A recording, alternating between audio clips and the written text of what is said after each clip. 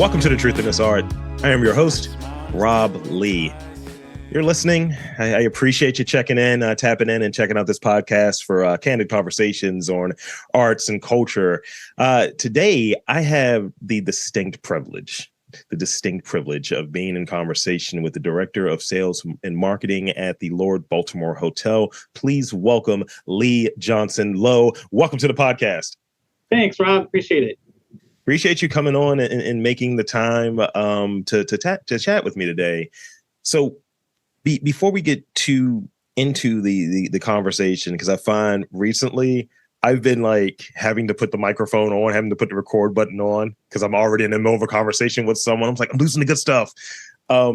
I want to invite you to give us the story. Like, ultimately, what is the Lee Johnson-Lowe story, and what was your first experience within the hospitality industry?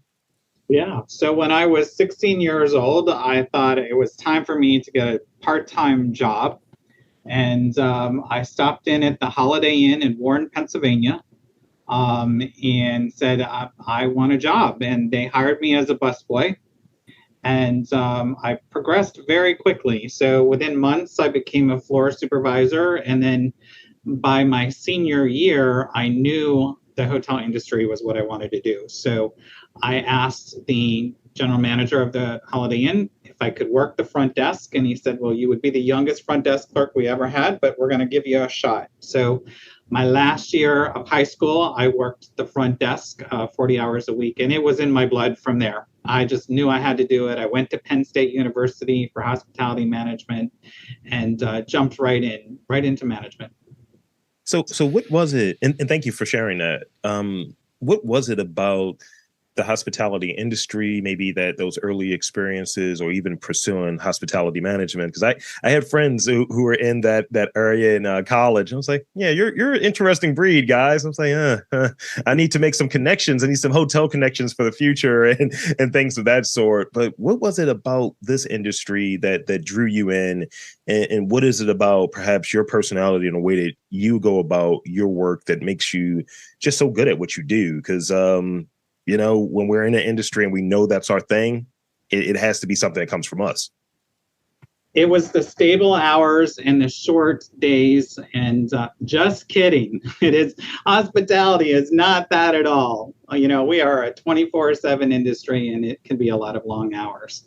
But no, really what it is, it was truly that satisfaction of taking care of a guest and them coming back to you and saying, you made my stay incredible, or you made my experience incredible. So shortly after my experience in high school, I got into catering. And that's really where it's very personal for a lot of people, especially those wedding receptions and anniversary parties, and really to be able to fulfill their dream. It was really something that was pretty exciting. And then from there, moving into the group side of the business and the sales and marketing side of it was just a natural step for me. And I love every minute of it. It's about creating experiences. And when you're at the Lord Baltimore Hotel, or most independent hotels for that reason, that is a big focus, because that's your differentiator, is creating those experiences. And I like that it's almost as if you have the questions already. I like that we're kind of segueing into the Lord Baltimore portion of the interview. So what is it like? How long have you been at Lord Baltimore Hotel, and what was it that drew you in? And then I got like a bunch of questions because it has a long history, but I at least want to start off there. Yeah. So the Lord Baltimore Hotel is actually the oldest operating hotel in the city of Baltimore. It was built in 1928. Our ownership, the Rubel family, they had never been to Baltimore before until early 2013. They came to visit the exhibits at the Baltimore Museum of Arts. The Cohen sisters have the largest collection of Matisse in the world right at the Baltimore Museum of Art. And our owners, the Rubel family, they're in the top 10 modern art collectors of the world. So that was a big interest for them. Yeah. They came to Baltimore and they fell in love with Baltimore, found out that there was a hotel for sale, and they showed interest, and that's how it all happened. How I came in the picture is mutual friends. So when they were inquiring about the possibility of purchasing the hotel, they reached out to a friend of theirs who lives locally and said, is there someone we can talk to that can give us a little bit more insight about the market and maybe even about the hotel? So I met with them. I was really inspired by what they wanted to do with the hotel. I started helping them recruiting some key management. At that point in time, I hadn't made my commitment to come over to their team. But the more we got into it, I couldn't help it. I was like, I'm coming on board. So that was in 2013. So it's 9.5 years. The Rubel family, they're awesome people to work for. And they truly believe in creating those experiences, which is what I just absolutely love doing for our guests. Experiences are key. I like when there's those opportunities. I know with my partner and I, we will do staycations. It's just like, look, I want to wake up in a hotel, and it's not like there are considerations that are made. It's like, what has this kind of combination of art, what looks a certain way, what is going to leave me with an experience that I'm like, because I never really care about the money and the cost that's associated with it. It's usually for something that's a birthday, an anniversary, something along those lines. So the experience, and I like that you've touched on it in multiple instances, the experience is key. That's the thing that one is going to remember and that one is going to brag about. That's where that evangelist sort of thing comes in at. Yep, absolutely. Yep. So Lord Baltimore Hotel has a long history, nearly 100 years old, as you touched on a moment ago. What are some of those interesting factoids or like kind of like juicy like pieces of information that from a sales and marketing and even storytelling perspective that really resonate with you? And you're like, there's an angle here. There's a potential like campaign here. Tell me about that. Yeah. So one of the things that when I first started, was I really wanted to embrace the history of the hotel because it has been around for many, many years. But one of the things I wanted to embrace was also our namesakes. So the Lords of Baltimore, and who were they and why was a hotel named after them? So we went and we got portraits through the Maryland Historic Society of the Lords of Baltimore, and we have them positioned in the foyer of our ballroom with nameplates and fun, engaging stories about who they were and why a hotel would have been named after them. So it started, 1600s. So obviously the hotel itself, though, has great history as far as people that have been here, that have experienced it. We have a showcase in our lower lobby that has memorabilia and collateral and menus from the 1930s. It's so much fun just looking back and seeing some of the things we take for granted today was like so super special back then. Yeah. So that really just adds a whole element of experience to it. And then, of course, the Rubels in the art component, I really became vastly educated regarding art and really have embraced that component. We have 5 exhibitions on property. We have thousands of original art pieces that are influenced by artists like Damon Hirst and Jackson Pollock. So right now we have an exhibition in our lobby. Alcides Vieira, he is a Brazilian artist, lives here locally, has an exhibition in the lobby. We have a remake of the Cindy Sherman still photography exhibit in our tavern, which is a pretty popular. It's originally done in black and white. The remake is done in color, so that's very interesting as well. So there's a lot of dynamics to what we've got. We're one of the few hotels in the city that has a bakery on site. So we actually do the majority of our baked goods right here on property. So a lot of stories that we can really embrace and share. I love doing tours of the hotel and showing off the artwork. I had a group that came in this past weekend and asked for a private tour. So I was able to do a private art tour for them. So whether it's history, we have Doors Open coming soon, which is put on by the American Institute of Architects. And that is a complete tour of the hotel that's open to the public. That's going to be a lot of fun. The one thing we haven't talked about, though, are the ghosts. So the question of the hour, are there really ghosts? Well, I know all of the stories, and I'm happy to share because that is a component that many guests like to hear about. Probably one of the most popular ones is in regards to a little girl named Molly, who supposedly runs around the hotel playing with a red ball. And I have had guests come up and tell me that they've seen a red ball in the hallway. Um, so the story behind that goes that, during the Great Depression, there were a lot of people that really kind of messed up their minds. And unfortunately, there were over 20 documented jumpers from the Lord Baltimore. So that's the time period that these ghosts really come from. And apparently, Molly and her parents were a part of that. So we do host ghost tours throughout the month. They're a couple times a month. In the summertime and when it's nice weather, that tour includes a walk over to the Edgar Allan Poe grave, which is just a few blocks from the hotel. When the weather starts getting colder, we keep it within the hotel. Sure. So that's just another form of our experiences that we've got available. That's really interesting. That's really it's funny you answered one of those future questions that I had. So obviously you're well versed in that regard. And because I'm like, how many people are going there? It's like, hey, I need to travel here to check out haunted Baltimore, and I don't know, but it's one of those places that the hotel is one of those places that it's very much a landmark, is very much part of what I look for downtown. It's within that kind of walkable area where you have two stadiums, you have Baltimore Arena, all of that stuff that's there.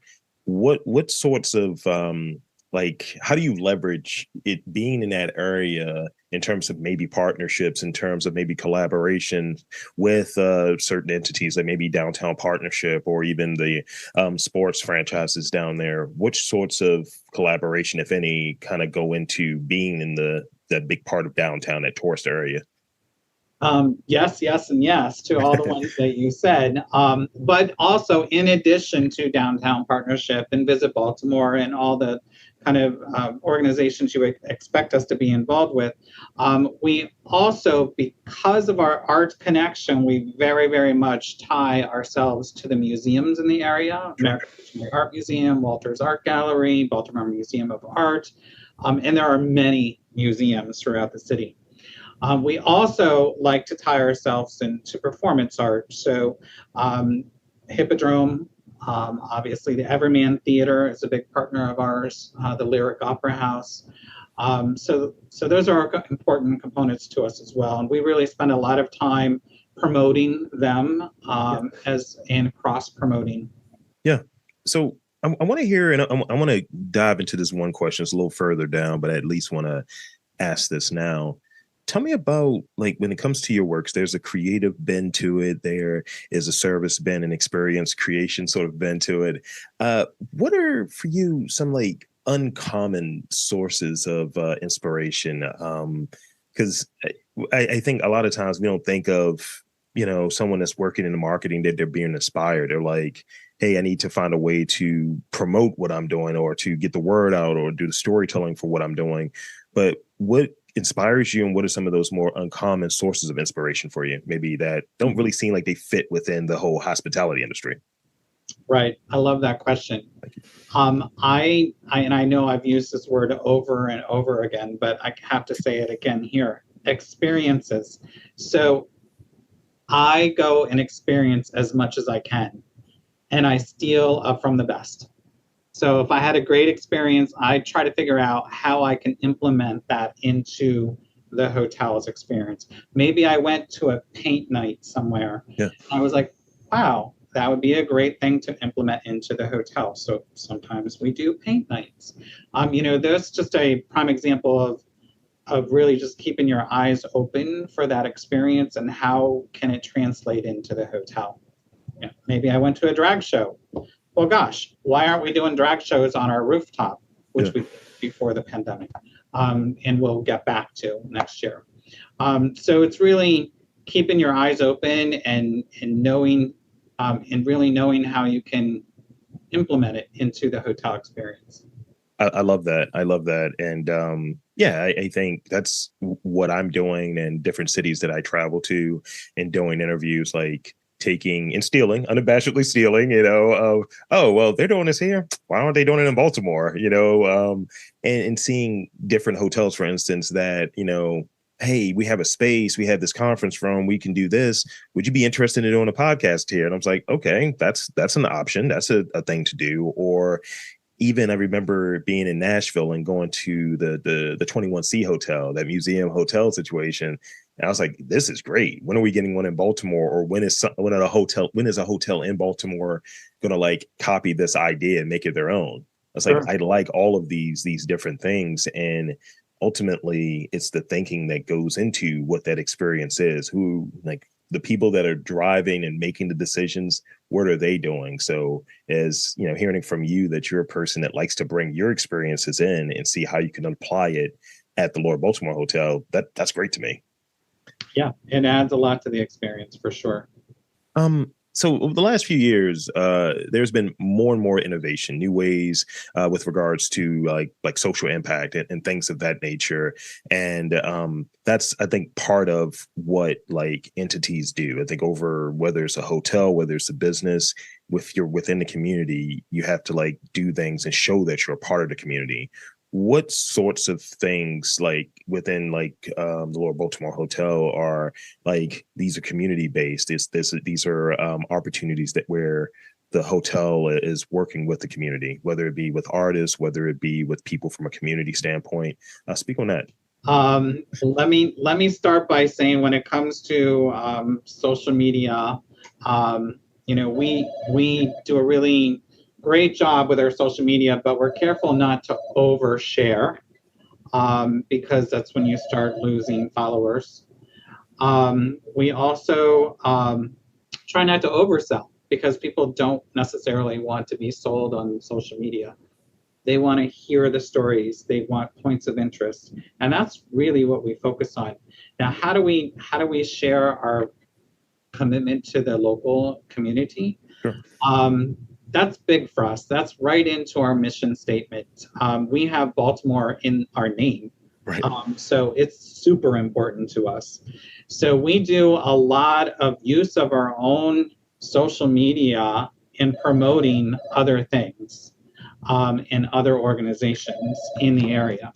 And that is, anywhere from museums to buying local. A lot of our food comes from local vendors and suppliers. We have moved basically almost all of our purchases, or at least as much as we can, to local providers, because that's a big part of what's important to us. Thank you. Thank you for sharing that. So this is the last real question that I got for you. So I read a little bit about the Couture Tree competition, which is coming up later in the year, I believe. I know it's always a later in the year sort of situation. What was the thinking there, and what are the sorts of like kind of unique? Because that's really unique and it feels distinctly Baltimore.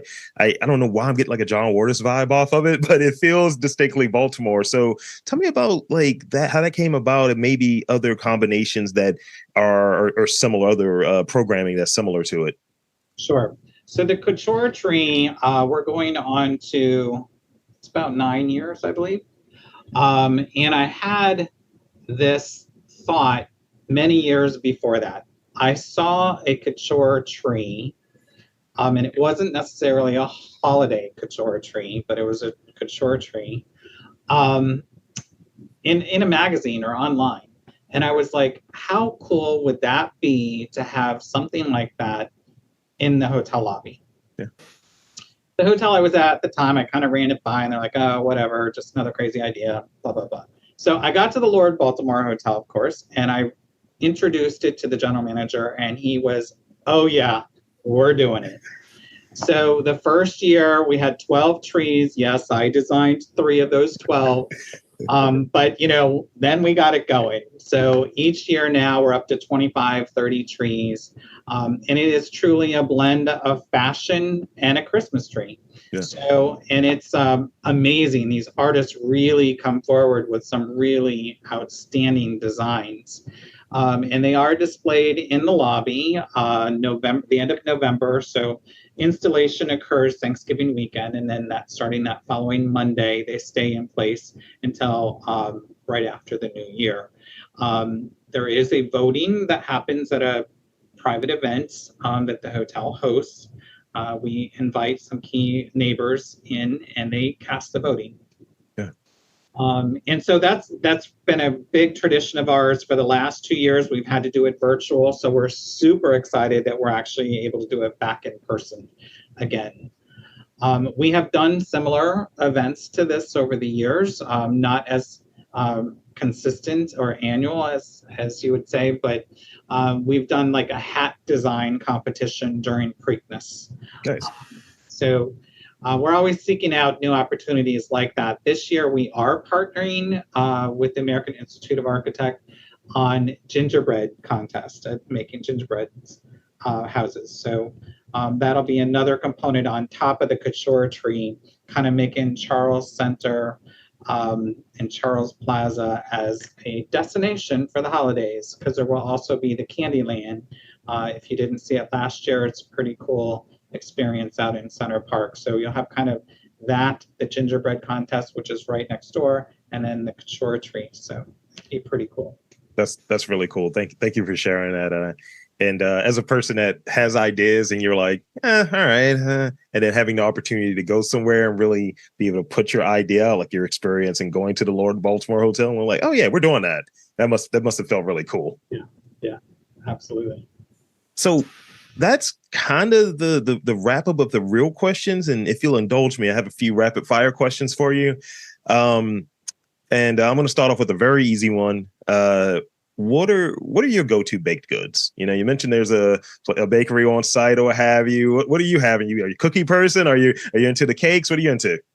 I try to avoid the sweets because I'm supposed to avoid the sweets. However, you know, a good piece of chocolate cake that does a lot, or an apple crumb pie. Those are pretty hard to resist. Love to hear it. This one is tapping back into it. Do you ever talk to the ghosts? You ever have a conversation? It's like, look, I'm in this room. Don't throw that ball at me. Now you're going to make me tell the truth here. I am not a believer. So I know all the stories. I've actually kind of witnessed a few things that are kind of like, okay, I understand why that could be questionable. But so no, I don't talk to them. Okay. What is your favorite holiday? I see the Halloween thing. That's some programming or the sort of festivities that are there, and obviously, you know, during Thanksgiving into like the New Year, there's the Couture Tree competition. So, what is your favorite holiday?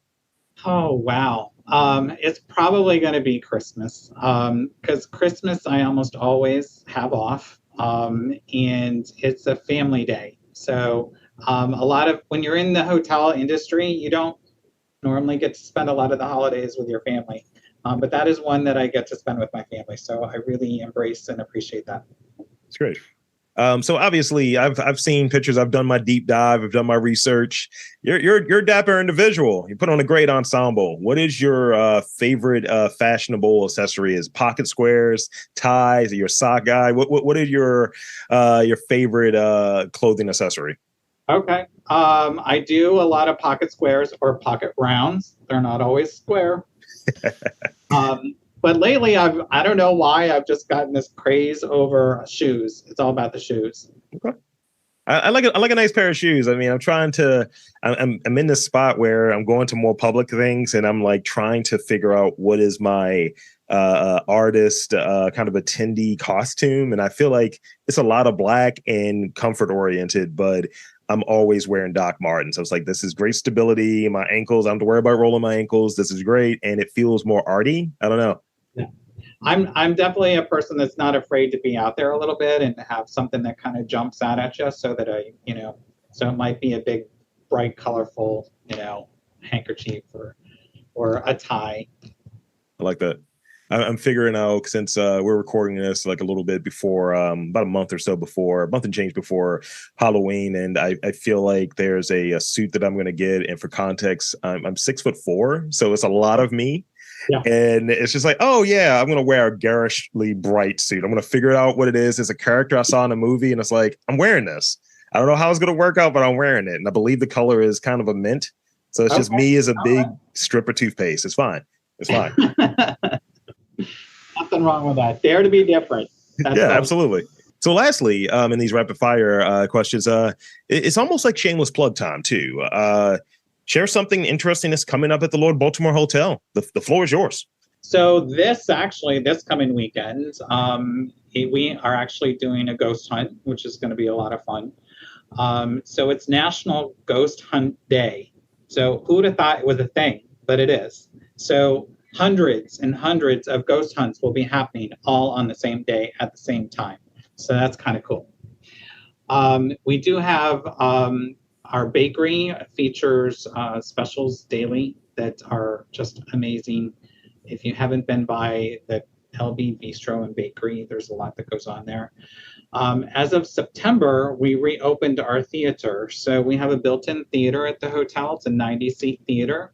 And it is put on by Pose Magic, and there's magic shows every Saturday. Nice. So that's a nice added experience to the hotel. So that's it. I want to thank you for sharing that, and thank you for being on this podcast. And secondly, I want to invite and encourage you to tell the fine folks, the listeners, where to check out Lord Baltimore Hotel website, social media, all of that good stuff. The floor is yours. Great. So yeah, you'll find us on all of our social medias, from Facebook to Twitter, and LinkedIn. So, it's kind of crazy. All of a sudden I had this aha moment that we don't use LinkedIn enough. And so we started posting a lot more on LinkedIn, and it's amazing how many responses and followers we're actually getting through the LinkedIn. So don't forget about LinkedIn.